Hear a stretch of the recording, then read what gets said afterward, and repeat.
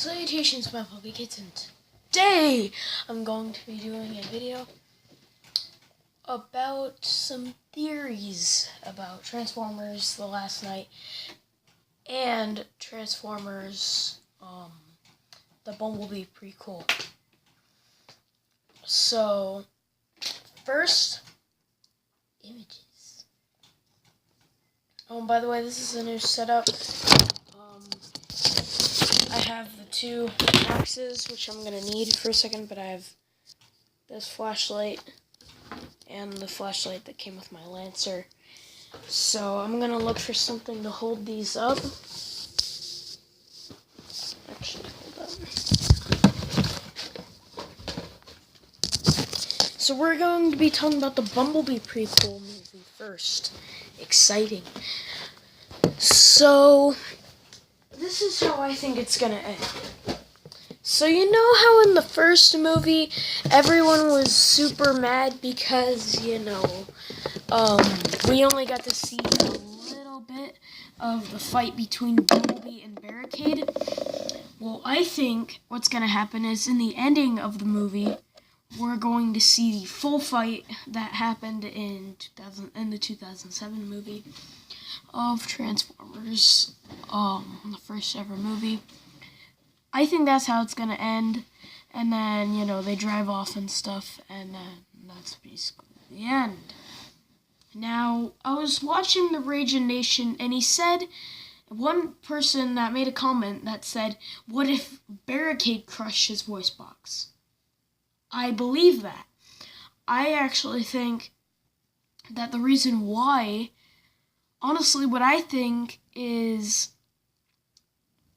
I'm not, hating on Bumblebee, but maybe Bumblebee was kind of like a tattletale or something like that, and, he, got Barricade in trouble, and he was, arrested or something on Cybertron, and then he started, lying, he would do the stuff that he did, disguise himself as a police car. And he would do that, and then maybe to get revenge, he fought Bumblebee, and then he literally pulled his voice box out and crushed it right in front of him.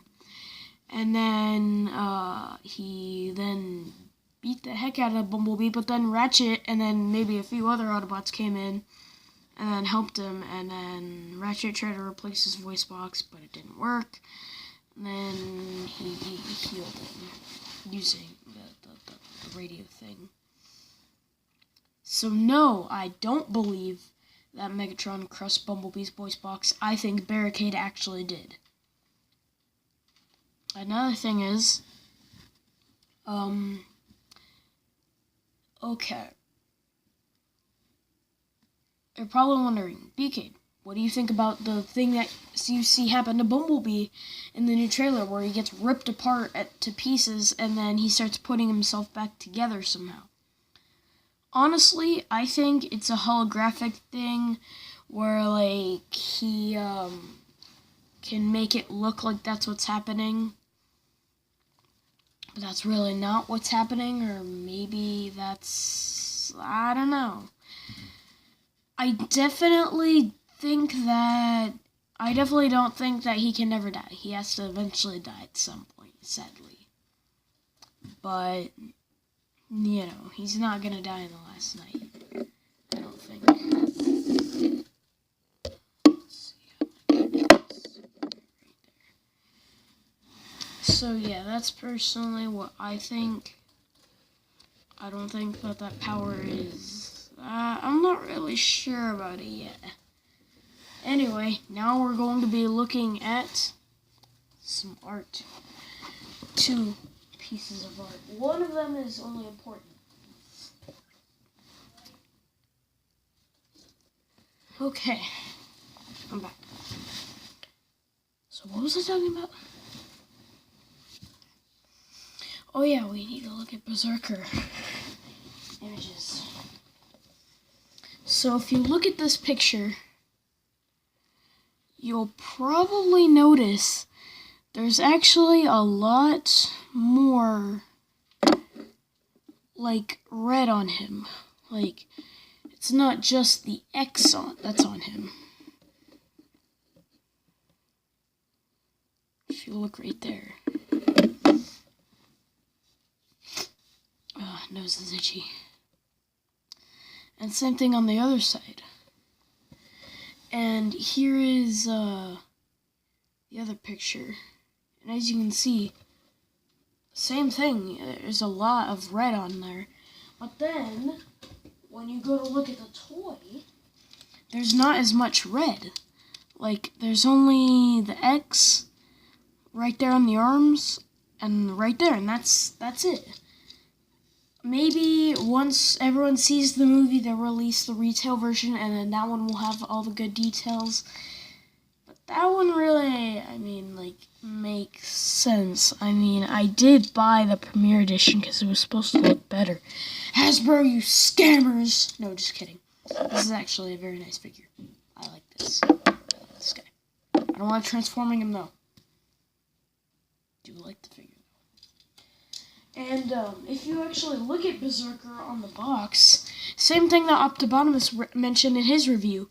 On the toy, or on the picture, it's like gold, and then when you look at the actual toy, it's like a brownish, grayish, silvery kind of stuff. No one's quite sure why. I don't really know why. It doesn't really make sense to me. It is the premiere edition. This, honestly, to be completely honest with you guys, this reminds me of a retail version. This is what it should look like, but it looks like this. So that kind of leads me to question what is the retail version is going to look like, and what if that picture isn't actually really what he looks like, and this is actually what he looks like. Like, what is he going to look like in the film? And the head is actually very different. It's easier if I just take his head off. I'm sorry, Berserker, but I have to. Like, if you look at it, it's got like the silver, and it has 3 dread pieces. On both pictures, it actually has 4 dreads hanging down the side. This one only has 3, and it has like 2 points right there. And on the box, it has more. If you look on his head, he has more than that. 1, 2, 3, 4. Hold on, I count. 2, 3, 4. Yeah, 4. Which is weird. And if you look at his hands, on his hands, he doesn't have the coloring that the actual toy has. And that's something I don't think no one has actually seen. You can look at both pictures, but he does not have the orange on his nails. Which is weird. I don't know why. Maybe they just added that for it to look cool. But yeah, that's one thing. That's why I wanted to talk about Berserker. So I'm going to make a whole video trying to just find out what this guy is. But in this video, we're not going to find out. Defasto. Anyway, so we only have a little bit to talk about the Bumblebee box. Now, what's weird is this figure, this guy is actually in the film. He's actually the same Camaro as the one he is in Age of Extinction, but it's like, it's not the concept one. It's actually built up and stuff, and, it looks like the ones you see modern days. On this one, it looks like the Dark of the Moon chest. If you look at this side, it looks like a combination of both, but on the front image, it has the Dark of the Moon chest. And no, I'm not going to argue with any of you. It's the Dark of the Moon chest. Not to be rude, but I'm right, you're wrong. That's the Dark of the Moon chest. And he has the same exact arm piece on all the pictures on the box, on the top, on the front. So that leads me to question, what is he really going to look like in the film? Is he going to look more like the Dark of the Moon one, or is he going to look more like what the trailers have been showing, like this? No one's really quite sure about it, but, yeah, that's kind of weird.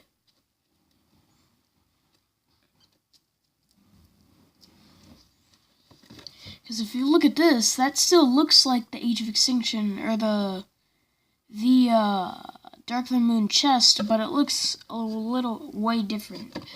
Especially on the top, it looks different. But then when you look at the front, that's the Dark of the Moon chest.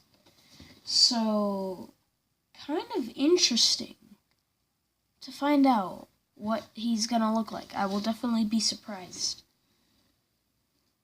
Because I'm not sure. I mean, we've only seen the trailers, and from the trailers, this is what they've been showing. This does not look like what they've been showing. This looks like the Dark of the Moon version that kind of like has those pieces. On this side, it does not have those. Well, it has. Oh, it does. Huh. Very strange. And what I also noticed is on the front, you might notice there are actually arrows on his head. And on the other pictures, it doesn't. And in the trailers, it's kind of hard to see, but in the one trailer, when he's putting his head back on, you can actually see the arrows. And what I think this is for is when he was being created, like, you know how, like, cars always have, like, those, like, safety things written on them? I think that's what this is, and it basically is just saying, hey, this battle mask is supposed to go down, not up. So then they put the arrows on there, so when the creators of Bumblebee were making him, they know which way to make it fold down. So yeah. That's basically all I really have to talk about. We know the Dinobots are returning. So that's good. And that's basically all I have to talk about in this episode. So thank you guys so much for watching. If you liked it, be sure to like and subscribe. It supports this channel a ton. Thank you guys for watching. Peace and bye. And remember, stay VK'd. I haven't been saying that in my outro. Start saying it. Oh, get it right, VK'd.